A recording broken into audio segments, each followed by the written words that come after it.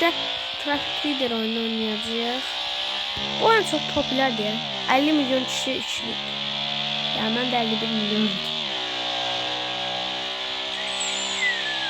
Sıra sağ bilenler yorum olsa yorumlara yazsın. Allah çırpın.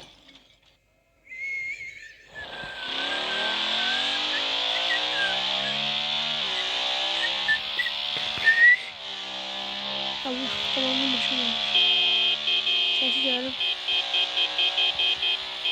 Yata böyleyeceğiz. Yata.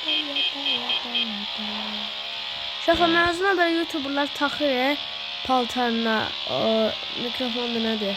Ondan alıp takacağım. Yani bilmiyorum ne alacağım ama onu takacağım. Allah takacağım. Takıp alacağım. Takma almadan önce takacağım. Allah şimdi.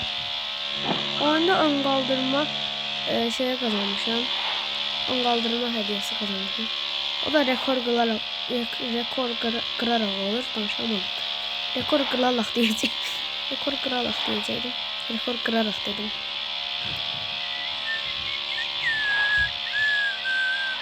Signala bakın. Şaka piştir seni. Signal aslında berat.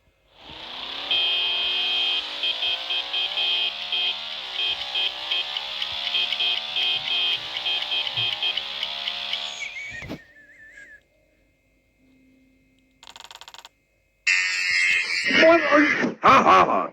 This is the compilation of 500 different prank sounds. You can prank your friends with head fart screaming sounds. Try them now. Download for free. Şimdilik videonun sonuna gelək. Kanalımıza abone olmayı, like atmayı unutmayın.